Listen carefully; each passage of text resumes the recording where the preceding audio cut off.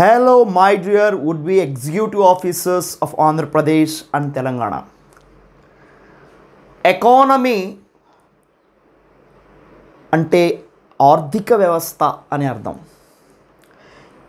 మనకి రాజకీయ వ్యవస్థ తెలుసు, సామాజిక వ్యవస్థ తెలుసు, సాంస్కృతిక వ్యవస్థ తెలుసు. మరి ఆర్థిక వ్యవస్థ అంటే ఏమిటి?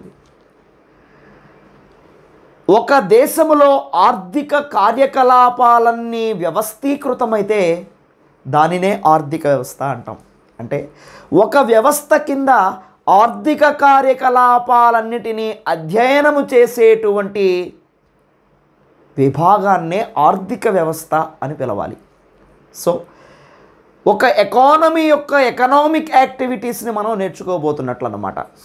అయితే ఈ ఆర్థిక వ్యవస్థ గురించినటువంటి అవస్థ ఒక 75 మార్కులకి మనకు గ్రూప్ 2లో మెన్షన్ చేయబడింది. ఇది తెలియాలంటే ఫండమెంటల్స్ తెలియాలి. అనేక మంది అభ్యర్థులు ఏదో ప్రైవేట్ పబ్లికేషన్ చదువుకొని ఏవో కొన్ని మార్కులు సాధిస్తే చాలు ఎకానమీ అనేటువంటి భావనలు ఉన్నారు.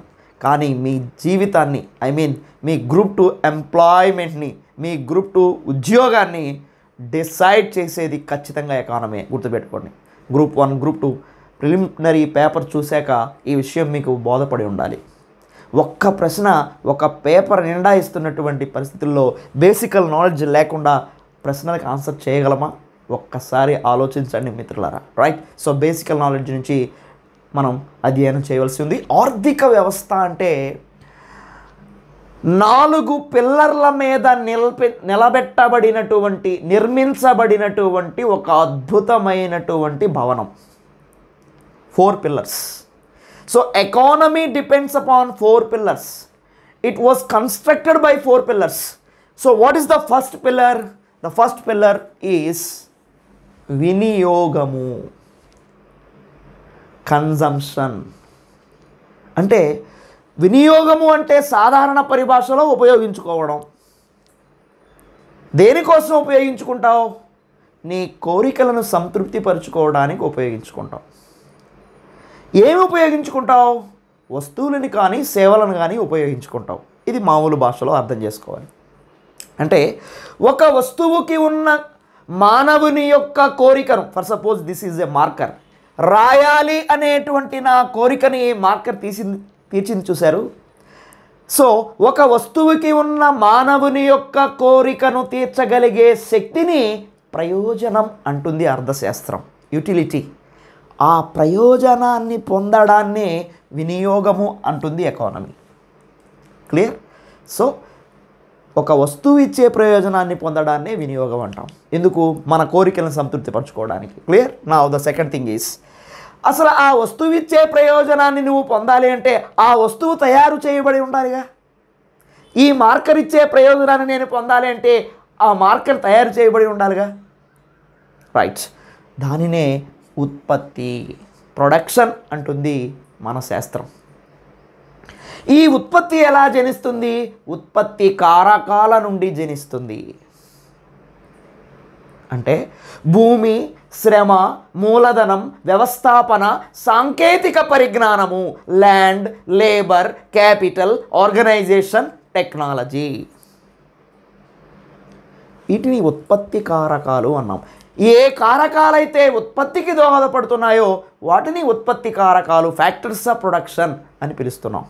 సో భూమి, శ్రమ, మూలధనం, వ్యవస్థాపన, సాంకేతిక పరిజ్ఞానం, లాలా, భీమ్లా, అడవి పులి, ఈ మోడల్లో మనం గుర్తుపెట్టుకోవాలి. రైట్. ఓకే, బాగానే ఉంది.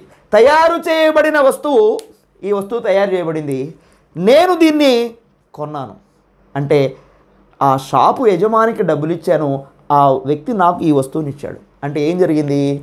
వినిమయం జరిగింది. తయారు చేసినటువంటి ఉత్పత్తిదారులు వస్తువుల్ని వారు గోడౌన్లో పెట్టుకొని పూజ చేసుకోరు కదా, అమ్ముకోవాలి కదా. సో ఆ అమ్మే ప్రక్రియనే మనం వినిమయం అంటున్నాం. అది మన వినియోగదారుడికి వస్తువు చేరిందంటే అది వినిమయం అన్నమాట. That is called exchange in English. Right. ఈ క్రమంలో మానవులకి కోరికలు ఉన్నాయి, కోరికలను తీర్చడమేమో వినియోగం. దానికోసం వస్తు సేవలను తయారు చేసాం, అది ఉత్పత్తి.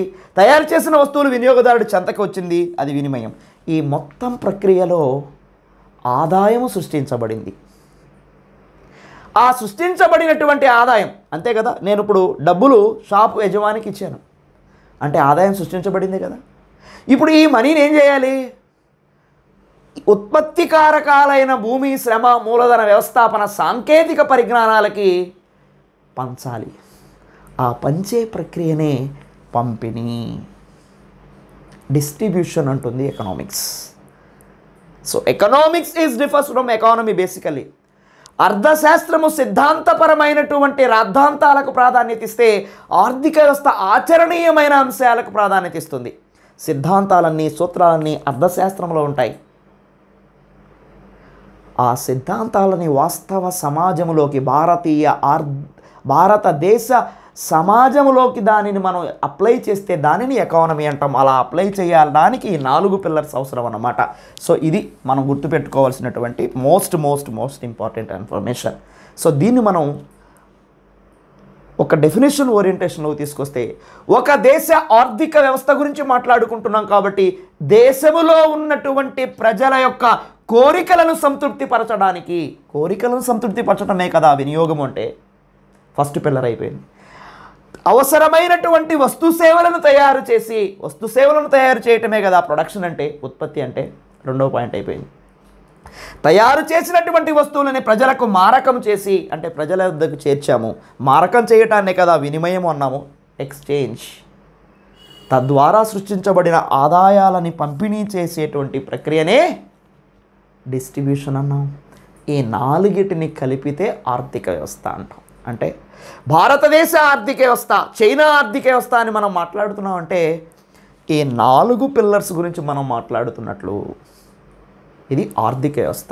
అయితే మరి భారతదేశ ఆర్థిక వ్యవస్థ యొక్క స్థితిగతులు ఏంటి? భారతదేశ ఆర్థిక వ్యవస్థను మనం అర్థం చేసుకోవాలి అంటే ఈ 4 పిల్లర్స్ని స్టడీ చేయాల్సిందే.